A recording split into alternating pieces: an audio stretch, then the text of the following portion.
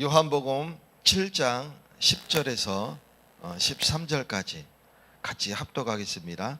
그 형제들이 명절에 올라간 후에 자기도 올라가시되 나타내지 않고 은밀히 가시니라.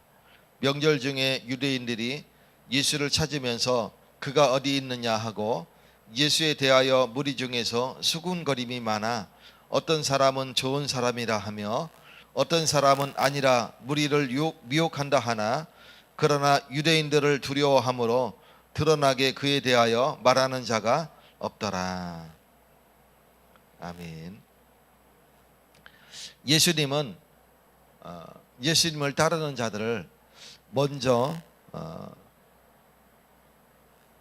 예루살렘으로 보내고 본인은 나중에 천천히 자기를 드러내지 아니하고 예루살렘에 향하여 올라가시는 장면이 나오게 됩니다. 명절을 지키려고 가시죠. 근데 가실 때는 드러내지 않고 가셨는데 막상 가서는 드러내놓고 사람들을 향하여 복음을 전하는 장면이 나오죠. 왜 갈 때는 드러내지 않고 도착해서는 왜 사람들 앞에 담대히 복음을 전합니까?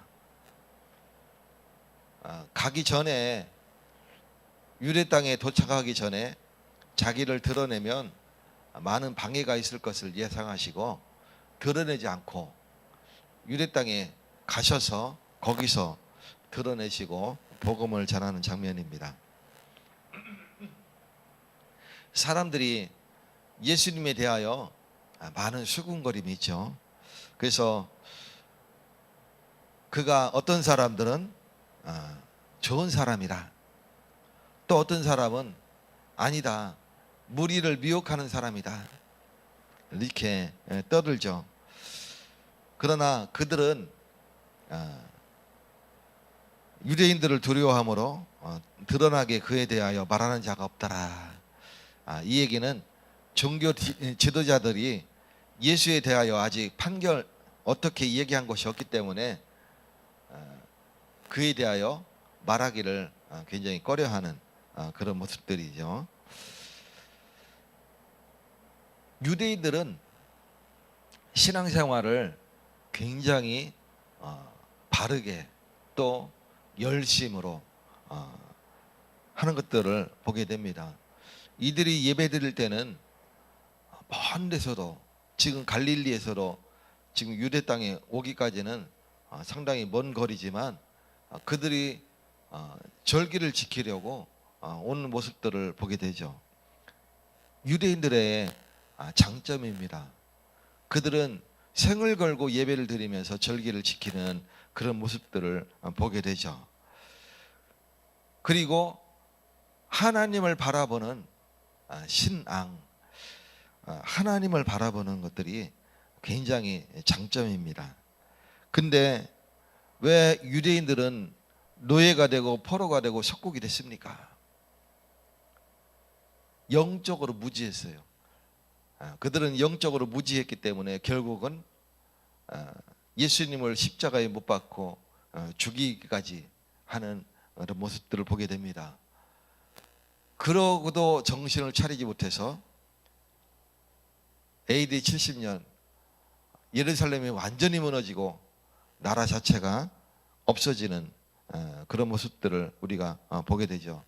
그의 후손들은 전 세계로 흩어져서 유리방황하는 그런 재앙을 받게 됩니다. 왜 그렇습니까? 이들은 눈에 보이는 신앙생활은 열심히 했지만 영적으로 굉장히 무지했어요. 그래서 자기들이 가지고 있는 이 선민사상, 율법주의로는 예수님을 도저히 믿을 수가 없는 그런 상태에 놓이게 되는 겁니다. 우리가 자칫 잘못하면 신앙생활을 그래 할 수 있습니다. 우리가 주일날 열심히 와서 예배 드리고 하나님 앞에 헌신도 하지만 내가 영적으로 예수님을 믿는 데 있어서 내가 가지고 있던 그 사상 때문에 반하게 되는 그런 우를 범할 수 있습니다. 오늘 저와 여러분이 영적으로 깨어서 예수님의 말씀을, 복음의 말씀을 진정으로 내가 받아들이고 믿으시는 날 되시기를 축원드립니다. 예수님이 무리에게 복음을 전파할 때는 많은 파문이 일어났죠. 6장에 보면 뭐라고 예수님이 말씀하시냐면 내가 곧 생명의 떡이니라. 유대인들에게는 말도 안 되는 얘기죠. 내 살은 참된 양식이요 내 피는 참된 음료로다.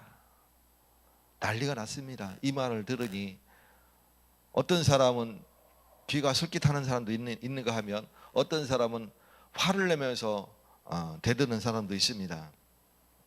내 살을 먹고 내 피를 마시는 자는 내 안에 거하고 나도 그 안에 거한다 얘기하니까 난리가 난 겁니다. 그러면서 예수님이 또 말씀합니다. 살리는 것은 영이니 육은 무익하니라. 난리가 났어요. 자기들이 가지고 있는 이 사상과 율법으로는 도저히 용서가 되지 않습니다. 그래서 그 많은 무리가 파문이 일어난 겁니다. 그래서 예수님이 예루살렘에 갈 때는 자기를 드러내지 아니하고 몰래 이렇게 가게 되는 그런 장면이 나오게 되죠. 그러면서 지금 유대인들이 말하는 것을 왜 꺼려하냐면 종교 지도자들이 대제사장과 지도자들이 예수에 대하여 어떻게 판결을 할지 어떻게 얘기를 할지 아직 선포된 게 없기 때문에 그래요. 그러나 그들은 이미 심정적으로 종교 지도자를 얘기하는 겁니다. 심정적으로 예수님에 대하여 이미 반감을 가졌어요. 왜 그러냐면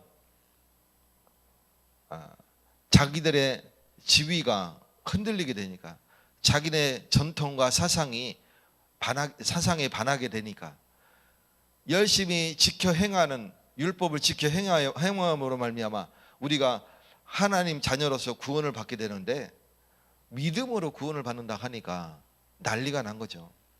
그래서 율법주의자들로서는 믿음으로 구원 얻는다라는 저 예수의 말씀이 완전히 귀에 거슬리게 되는 겁니다.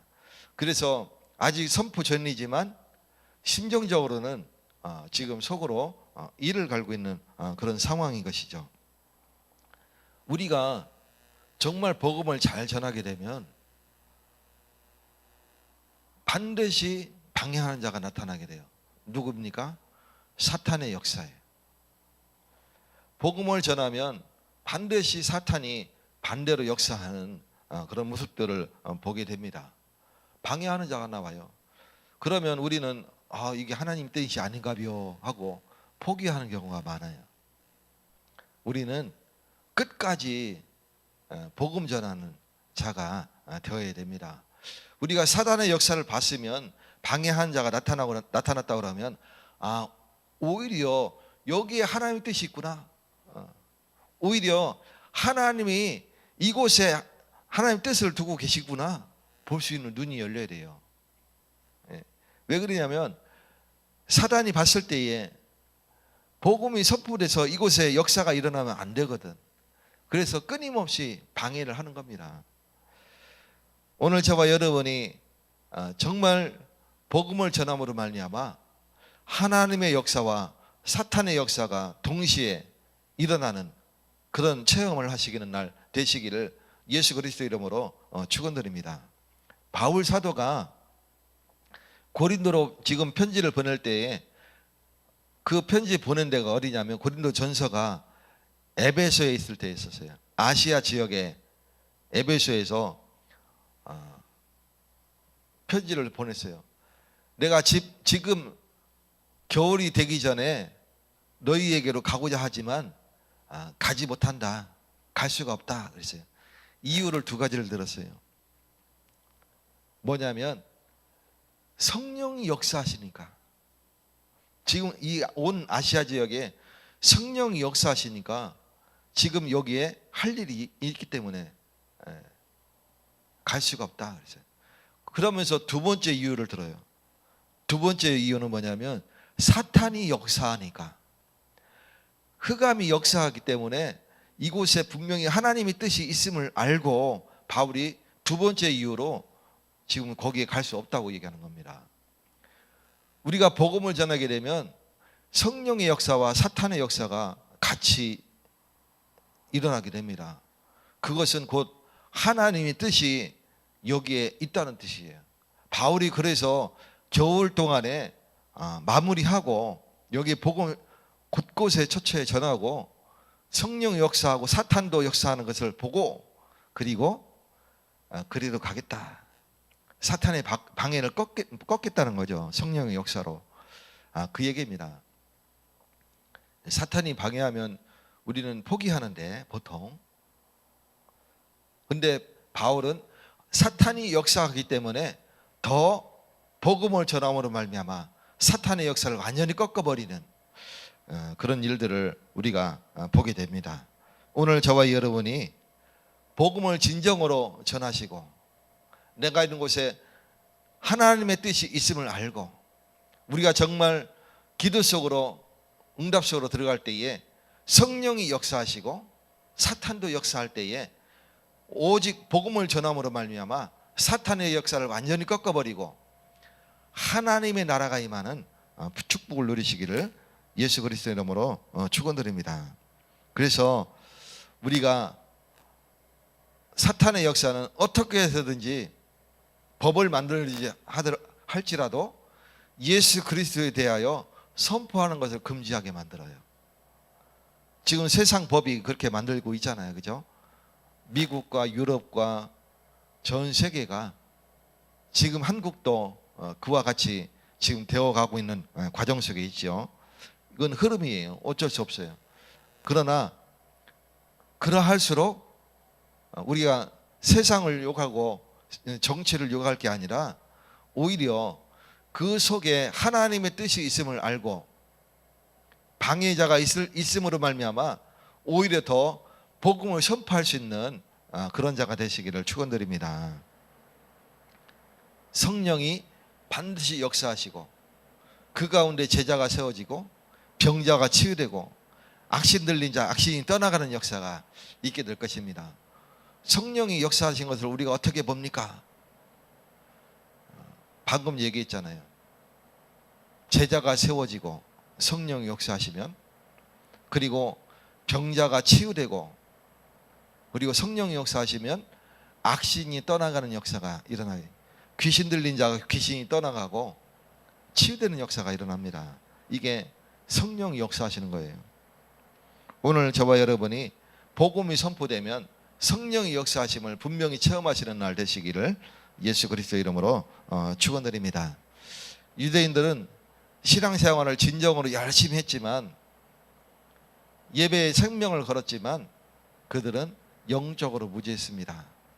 오늘 오직 예수 그리스도 언약만 붙잡고 승리하시기를 예수 그리스도 이름으로 축원드립니다. 하나님 아버지 감사드립니다. 하나님의 축복하셔서 오늘 새벽에도 주님의 은혜 속에서 우리가 영적인 예배를 드립니다. 하나님 성령으로 충만히 역사하셔서 우리의 영이 깨어나게 하시고 소성케 되어지게 하여 주시옵소서. 우리가 이르는 모든 현장에 하나님의 나라가 임하게 하시고 사탄의 권세가 완전히 무너지며 흑암 저주가 완전히 끊어지는 역사가 있게 하여 주시옵소서. 성령이 역사하심으로 말미암아 악신이 떠나가며 병든 자 치유되며 제자가 세워지는 역사가 있게 하여 주시옵소서. 예수 그리스도 이름으로 기도 올려옵나이다. 아멘. 하늘에 계신 우리 아버지여, 이름이 거룩히 여기심을 받으시오며 나라에 임하옵시며 뜻이 하늘에서 이루어진 것 같이 땅에서도 이루어지이다. 오늘날 우리에게 일용할 양식을 주옵시고 우리가 우리에게 죄 지은 자를 사하여 준 것 같이 우리의 죄를 사하여 주옵시고 우리를 시험에 들게 하지 마옵시고 다만 악에서 구하옵소서. 대개나라와 권세와 영광이 아버지께 영원히 삼나이다. 아멘.